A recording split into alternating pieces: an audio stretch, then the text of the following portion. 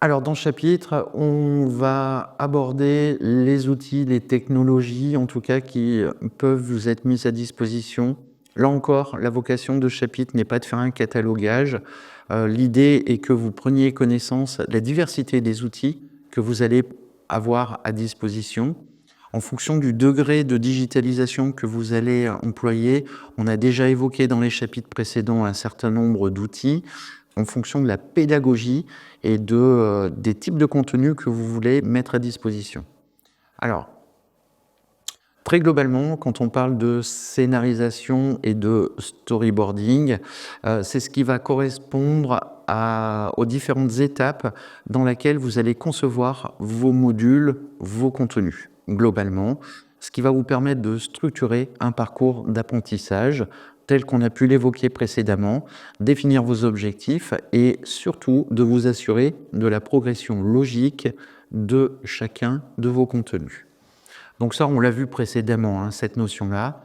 Les étapes clés, je vais me répéter, mais c'est l'identification des objectifs pédagogiques, de déterminer la structure de cours, d'élaborer un scénario, de créer votre storyboarding, c'est-à-dire que vous soyez en capacité de schématiser peut-être des écrans, d'en faire une représentation en tout cas, qui vont vous permettre d'organiser et de générer des interactions entre vos différents modules, éventuellement entre vos différentes séquences et des éléments multimédia que vous allez pouvoir intégrer dans vos contenus.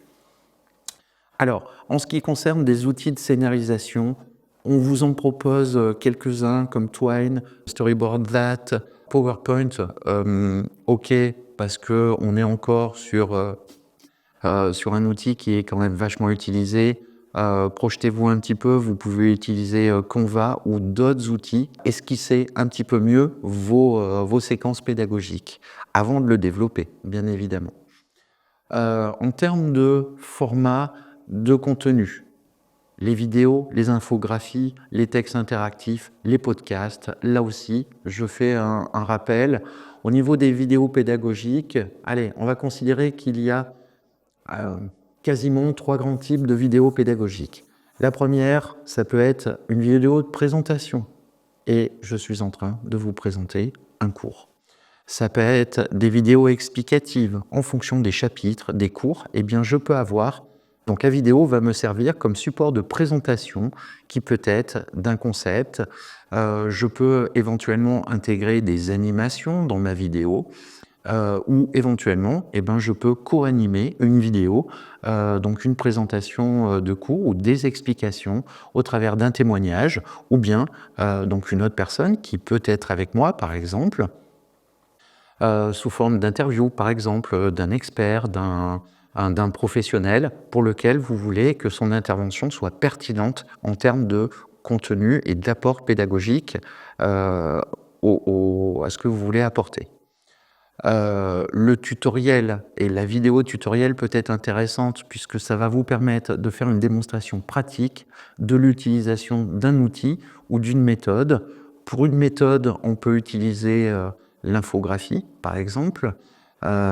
Pour des démonstrations pratiques, eh bien, ça peut être du vidéo screencast. J'enregistre mon écran, je fais donc une démonstration par moi-même en donnant des explications, ce qui fait que sur la vidéo, on a le visuel plus une explication audio en temps réel, mais qui est enregistrée.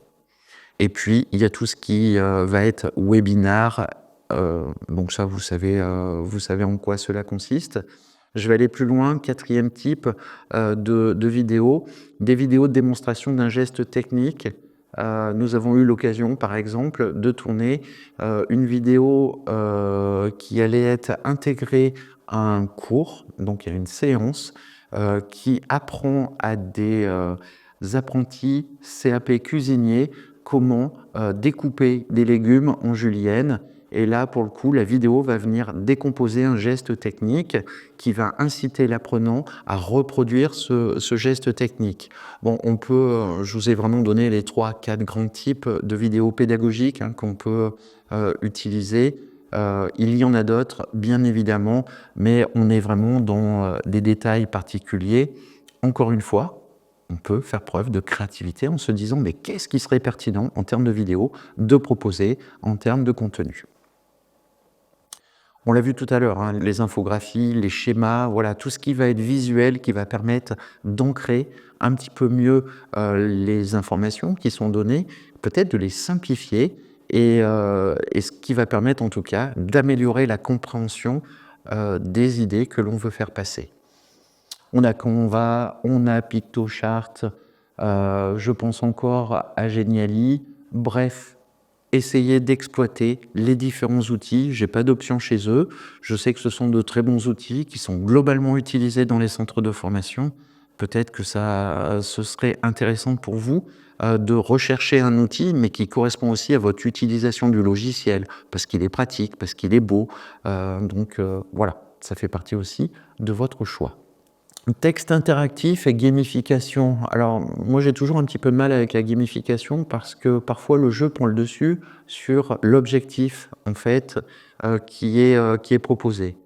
Toujours est-il que si le contenu gamifié, en tout cas, est pertinent, ça va vraiment favoriser l'engagement de l'apprenant parce que ça permet de lui proposer une forme de défi. Ça va lui proposer peut-être de se creuser un petit peu plus les méninges, donc de le rendre actif.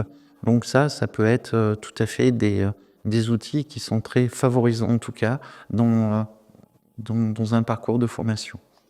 Alors, ça peut être des scénarios que l'on appelle à embranchement. C'est ce qui va permettre à un apprenant de choisir leur propre parcours. Alors ça, c'est pas mal, mais alors ça vous demande une scénarisation quand même assez poussée à l'extrême. Ça va pas se construire très rapidement. Imaginez, hein, c'est un petit peu comme un jeu dans lequel vous allez offrir plusieurs possibilités de parcours. En fait, il n'y a pas un parcours unique que vous allez faire dans un jeu. En fonction de la réponse quand vous allez le faire agir, eh bien en fait, son chemin, son parcours va bifurquer en fonction de ses réponses. Donc on va avoir un certain nombre de ramifications, mais qui doivent toutes se rejoindre par rapport à votre objectif pédagogique. Donc là, on est sur une conception qui doit être vue vraiment dans la globalité et qui demande du temps, de la réflexion et qui nécessite justement une scénarisation très particulière. Et puis il y a tout ce qui va être serious game, c'est les mises en situation ludiques, mais qui vont permettre, en général on utilise l'évaluation intégrée dans l'apprentissage, c'est-à-dire que je peux avoir par exemple des questions qui me sont posées, je réponds correctement et dans ce cas-là, je vais avoir un message de félicitations. Alors ça, vous pouvez le construire avec un Geniali. Je vous invite à essayer de travailler par exemple avec Geniali. Un compte gratuit vous permet largement de travailler sur ce type de contenu et de le partager. Donc, vous pouvez utiliser ce type de techno. Vous verrez, ça vous permettra de mesurer justement à quel point vous devez scénariser avec ce type d'outils. Les podcasts et les supports audio, ça devient... Alors, c'est pas une question de mode, mais je pense que c'est intéressant.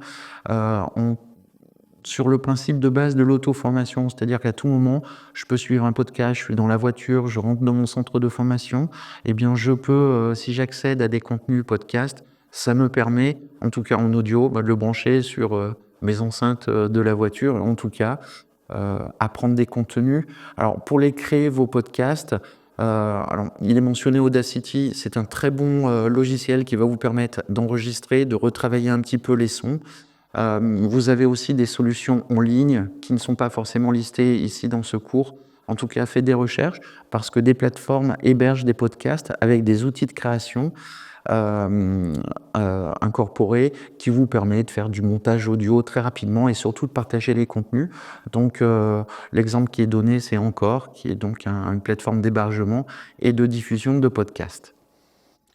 L'adaptation des ressources pédagogiques aux différentes modalités d'apprentissage, j'en ai, je pense, largement parlé sur les autres chapitres.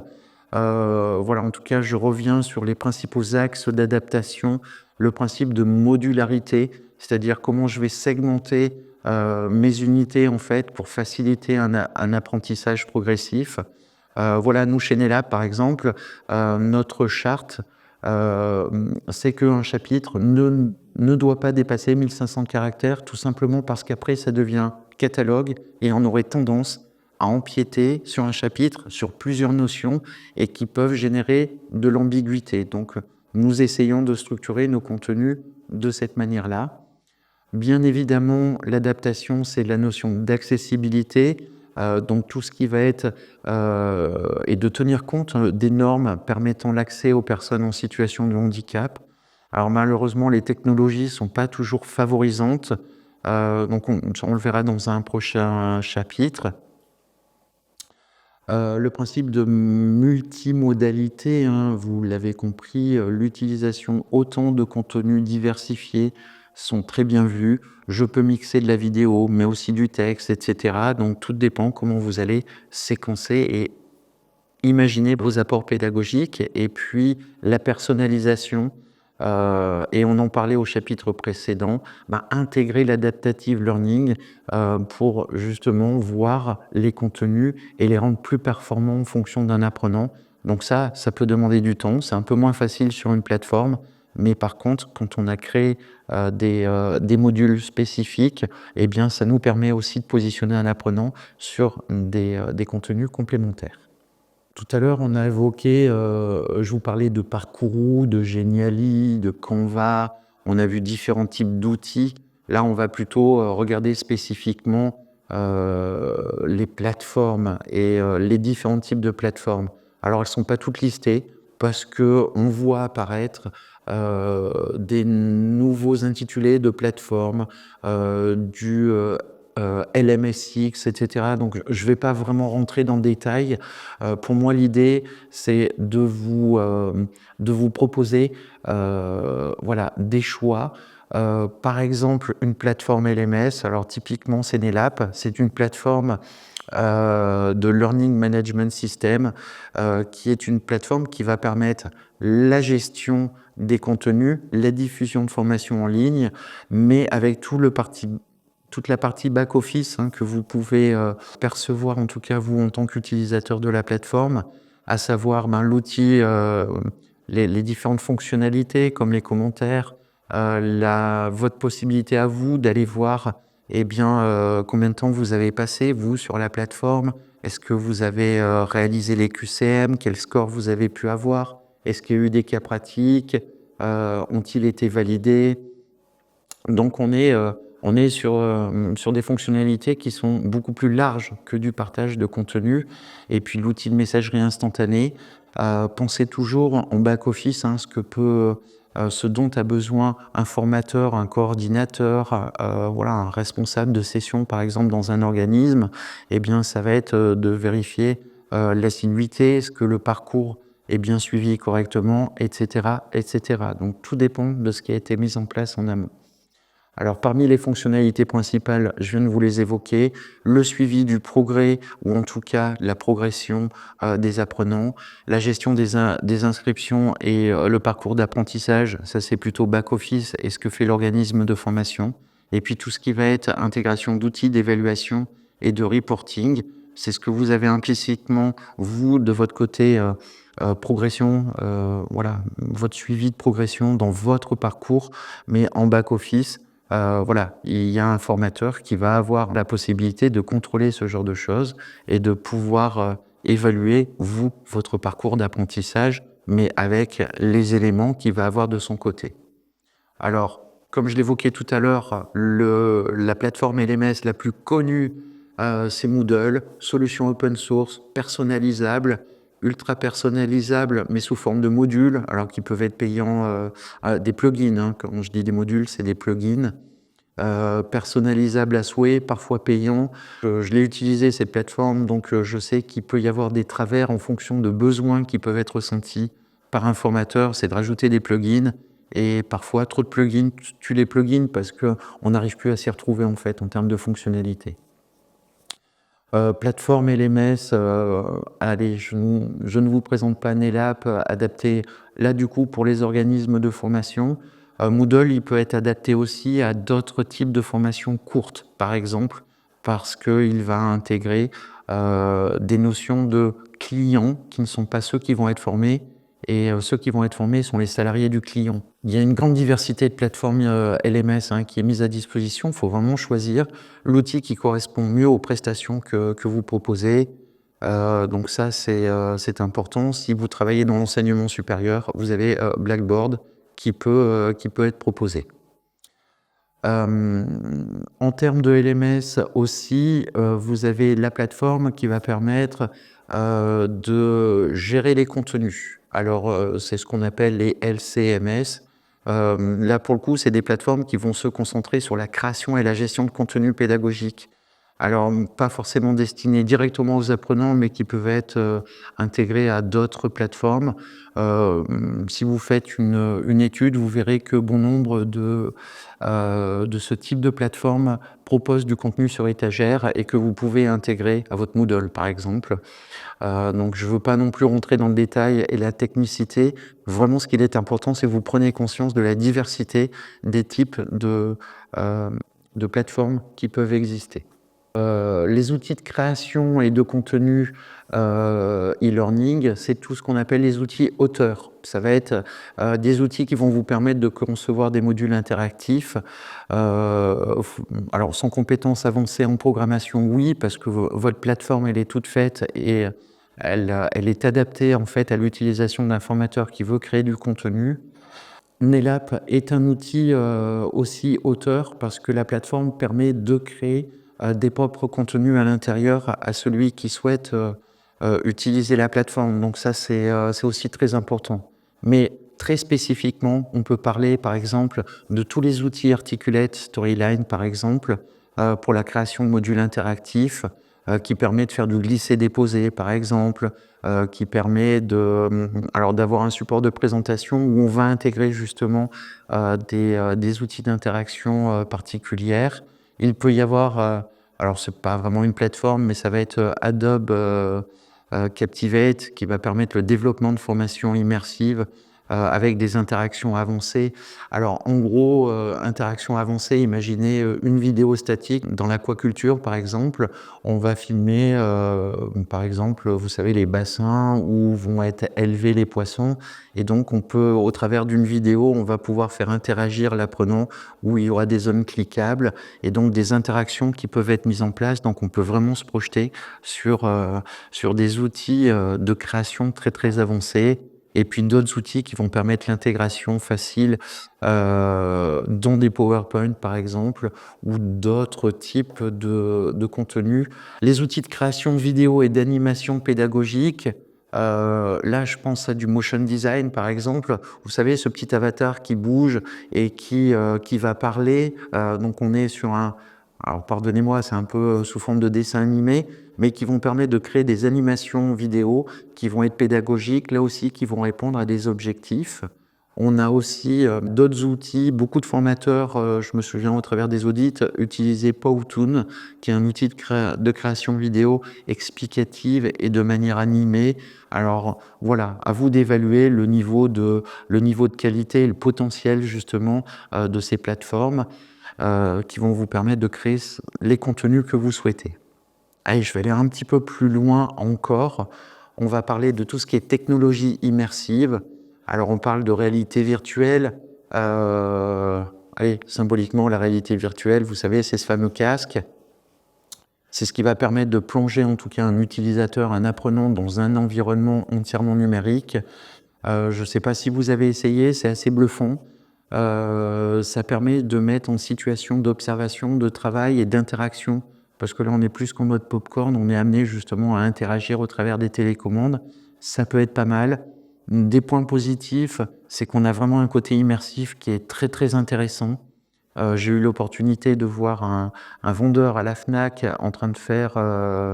alors j'incarnais en fait le vendeur et j'avais un client en face de moi, et au travers du scénario préétabli du client qui changeait, qui était aléatoire, m'obligeait à interagir avec lui. C'était plutôt intéressant.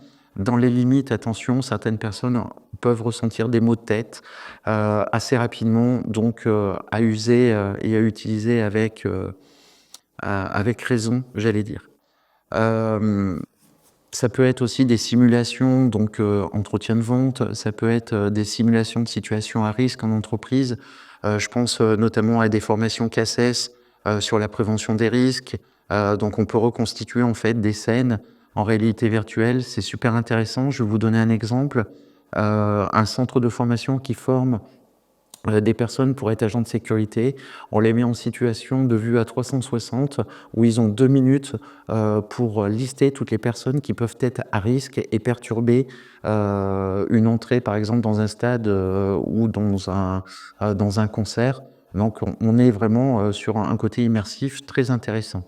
Ça peut être aussi un outil de très bonne aide à des formations de procédures techniques, par exemple, spécifiques. Je pense par exemple des formations, là pour le coup courtes, mais qui seraient la prévention des risques incendies, ou bien des expériences interactives en formation médicale ou industrielle. Bien évidemment, vous envisagez tout le potentiel qu'il peut y avoir autour.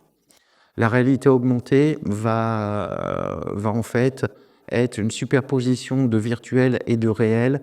Vous avez peut-être joué à des jeux sur vos téléphones, je sais pas, peut-être que vous avez chassé des Pokémon dans votre quartier, sur votre route, lorsque vous allez au travail. Bref, ce n'est pas recommandé, mais en tout cas, ça existe.